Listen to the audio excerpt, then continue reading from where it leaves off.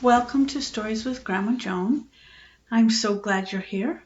Today we'll be reading the second half of the first chapter of Mrs. Pigglewiggle's farm. If you remember, Fetlock got dropped off at Mrs. Pigglewiggle's farm in the last part of chapter 1. Okay, here we go.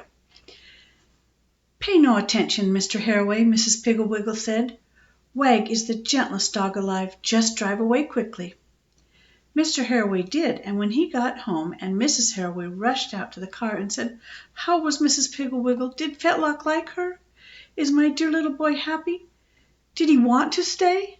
Mr. Haraway said, "Oh, Fetlock was keen about Mrs. Pigglewiggle. He just loves it there. You've never seen anyone so happy." "Oh, thank goodness," said Mrs. Haraway, wiping tears out of her eyes. As soon as his father's car had rounded the bend at the bottom of Mrs. Pigglewiggle's lane, Fetlock stopped screaming. As soon as he stopped screaming, Wag got off of him. Mrs. Pigglewiggle said, "My dog's name is Wag. He's very smart." Fetlock said, "He bit me right to the bone. I'll probably get hydrophobia and die." "Show me the bite," said Mrs. Pigglewiggle. "Oh, it doesn't show," said Fetlock. "You see, I have a kind of peculiar skin that heals instantly. There's nobody else in the world that has it, and the doctors wanted to put me on exhibition." "Really?" said Mrs. Pigglewiggle. "Yes, cross my heart," said Fetlock. "Ha, ha, ha, ha," said Wag. "Hey, look at that dog's laughing," Fetlock said. "Of course he is," said Mrs. Pigglewiggle. "He thinks your story is perfectly ridiculous. Now, let's go in and unpack your things." "Did you bring any jeans?" "Just my cowboy pants," said Fetlock. "You know, I used to be a real cowboy in Montana. I used to rope steers and ride in roundups and everything. I'll wear those pants." "That's a good idea," said Mrs. Pigglewiggle. "Wear your cowboy pants, and then you can ride Trotsky out and around the artabus." "Who's Trotsky?" said Fetlock. "My horse," said Mrs. Pigglewiggle. "He's pretty slow, but perhaps a regular cowboy like you can make him gallop and buck." "Oh, I can't ride," said Fetlock. "But I thought you said you were a cowboy," said Mrs. Pigglewiggle. "I am, but I hurt my back bulldogging a steer, so I can't ride any more."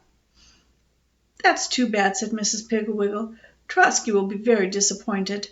I told him that a very nice little boy was going to visit me, and he promised to teach you to ride. Of course, then, I didn't know that you were a cowboy." Fetlock said nothing. Mrs. Pigglewiggle took him upstairs, showed him his room, and told him to change his clothes. She said, "When you are dressed, come down to the barn. I'll be milking." "Milking?" said Fetlock. "You mean milking a cow?" "Certainly," said Mrs. Pigglewiggle. "I milk Artabus every morning and every evening." "Can I watch?" said Fetlock. "Of course," said Mrs. Pigglewiggle. "That's why I asked you to come down to the barn." "Of course, I already know how to milk," said Fetlock. "I worked on a dairy ranch once. It was a pretty big ranch. In fact, it was the biggest dairy ranch in the whole world. They had 10,000 cows." "Really?" said Mrs. Pigglewiggle. "Yeah," said Fetlock. "I used to milk 500 cows a day. Boy, I was a good milker." "You must have been," said Mrs. Pigglewiggle. "Perhaps you would like to milk Artabus." "Oh, no," said Fetlock. "I had enough milking cows to last me the rest of my life." "Well," said Mrs. Pigglewiggle, "hurry and change, and I'll see you at Artabus's stall." Mrs. Pigglewiggle had fed Artabus and Heather the calf, and had the bucket half full of milk before Fetlock finally came clanking in wearing a complete cowboy outfit, even to spurs, a lasso, and 2 guns. "Well, my goodness," said Mrs. Pigglewiggle. "You really are a cowboy." "Sure," said Fetlock. "I told you I was. Watch me. I'll lasso the cow." "Oh, don't do that," said Mrs. Pigglewiggle quickly. "Artabus might kick over the milk bucket. Are you sure you wouldn't like to milk? I'm getting awfully tired." "Well," said Fetlock, "it's been an awful long time since I milked, and I might have forgotten how." "Oh, that's all right," said Mrs. Pigglewiggle. "I'll show you. The first thing is to wash your hands in the milk room." Fetlock clanked off, and Artabus turned around and winked at Mrs. Pigglewiggle. When Fetlock came back, Mrs. Pigglewiggle had him sit on the milking stool and showed him how to milk. At first his hands shook, and he was obviously so scared. Artibus wouldn't give down any milk. Finally, however, he caught on, and pretty soon the milk was plinking into the bucket. It was unfortunate that just at this point Artibus dipped her tail into the bucket and switched it dripping with milk into Fetlock's eyes. With a shriek he fell off the milking stool, kicked over the bucket of milk.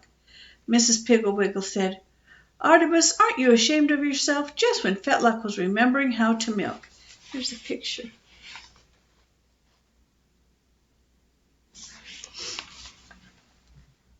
Fetlock stood up, wiped some of the milk off his face with his bandana, and said, "Gosh, I'm sorry about the milk, Mrs. Piggle." Mrs. Piggle said, "Don't give it a thought. She's done that to me several times. Here, you sit down and finish up, and I'll hold her tail." Fetlock sat down, and pretty soon he had almost a quarter of a bucket of milk. Mrs. Piggle said, "If you hadn't told me about milking all those 100 cows, I would say that you are without a doubt the fastest learner I've ever had on my farm." Fetlock said, well, as a matter of fact, I really never did milk before. I just wished I could so much, so I kind of thought I really had." "Of course," said Mrs. Piggle, "lots of times I wish I could do a thing so much I think I've done it. That's human nature. However, you are a very, very good milker, and I'm proud of you. Now, while I strain and cool the milk, you go up in the loft and pitch down some hay for Trotsky." Fetlock had quite a little trouble climbing the ladder to the loft in his cowboy boots and chaps and holster and spurs, but by using his fingers he finally managed. The loft smelled deliciously of hay and dust, and from its open hay door Fetlock could see the farmhouse, the orchard, the hay fields, the pastures, and the next farm, even the smokestack of the Rocco cement plant where his father was executive vice president. Seeing the smokestack of his father's plant made Fetlock feel a little queer. Sure, sort of like he'd swallowed a stone. He gulped several times and wished that he was home, eating dinner with his mother and father. He was just starting to get tears in his eyes when he heard a funny snorting noise down below him in the barn. He bent over and peered down a little chute above the noise. A large, cream-colored horse with a red mane looked up at him and snorted again. Mrs. Piggle called out, "Trotsky is telling you he wants his hay, Fetlock." "The pitchfork is over by the door." Fetlock straightened up and started toward the door. His cowboy boots were new and slippery, and he fell down twice, but he got the pitchfork. He had thrown down about 4 forkfuls of hay when his feet slipped out from under him, and he dropped the pitchfork, which was fortunate because the next thing he knew he was lying on his back in Trotsky's manger. "Oh, my goodness, are you hurt?" called Mrs. Piggle, hurrying out of the milking barn. I don't think so," said Fetlock, taking some hay out of his mouth. "What happened?" asked Mrs. Piggle, helping him out of the manger. "Oh, these old cowboy boots are so slippery," Fetlock said. "You see, Mrs. Piggle, I might as well tell you, I wasn't a cowboy at all. I don't even know how to ride, and my mom only got this cowboy stuff for me yesterday." "Well, that's just splendid," said Mrs. Piggle, "because now Trotsky won't be disappointed. You see, he's been just counting on teaching you to ride.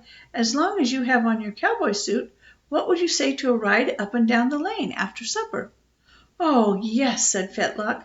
Trotsky reached down and nuzzled him on his gun holster. Mrs. Piggle said, "He wants sugar. Here." Reaching in her apron pocket, she took out 4 lumps of sugar and handed them to Fetlock.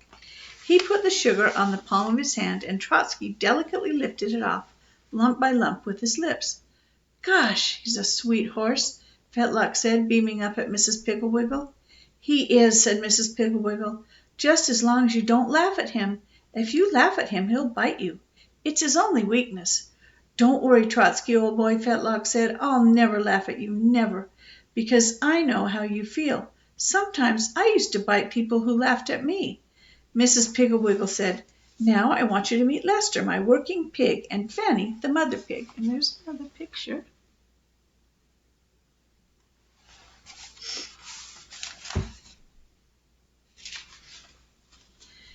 "Then you can help me feed Heather the calf, the chickens, the ducks, the geese, and the mother hens."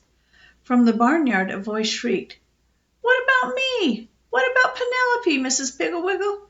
"Oh, yes," said Mrs. Piggle-Wiggle, "that's Penelope the parrot. She also helps me with my work. And when she isn't teasing the animals, she's a very nice bird." "Oh, yeah?" shrieked Penelope. "Oh, yeah? Who does most of the work around here anyway? Me, that's who! Me, that's who! Me, that's who!" "Stop feeling sorry for yourself and go on up to the house," said Mrs. Piggle-Wiggle. "I want to see the parrot. Where is she?" said Fetlock excitedly. "Oh, she's out in the willow tree by the watering trough," said Mrs. Piggle-Wiggle. Fetlock ran to the barn door just as a large green parrot plummeted to the ground out of the willow tree. "Hi, parrot!" Fetlock called. "Hi yourself," said Penelope crossly. "You mind your business and I'll mind mine. You mind your business and I'll mind mine. Polly, want a cracker?" "Don't be ridiculous," Penelope said, waddling toward the farmhouse. "My, but that parrot's crabby," Fetlock told Mrs. Piggle-Wiggle. "She is," Mrs. Piggle-Wiggle said, "but that very fact is what makes her so useful in curing children of answering back, arguing, or being rude." "Well, will she ever be friendly to me?" Fetlock asked anxiously.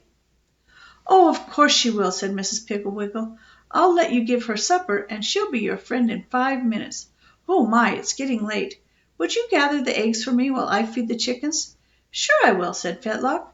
"Do you know how?" asked Mrs. Piggle-Wiggle. "Oh, yeah, I used to, well, no," said Fetlock. "How do you do it?" Putting her arm around him and giving him a hug, Mrs. Piggle-Wiggle said, "You know, Fetlock, I think we're going to be very, very good friends. Now, go to the milk room and get the egg basket. It is that funny-looking wire basket." Fetlock stayed with Mrs. Piggle-Wiggle for a whole month. At the end of that time he could ride Trotsky bareback at a full gallop. He could climb any tree in the orchard. He could milk better than Mrs. Piggle-Wiggle, and he had gained 15 pounds. He only wore his glasses when he was reading. He could throw a ball almost down to the end of the lane, and he and Penelope were the best friends, and Wag and Lightfoot slept on his bed.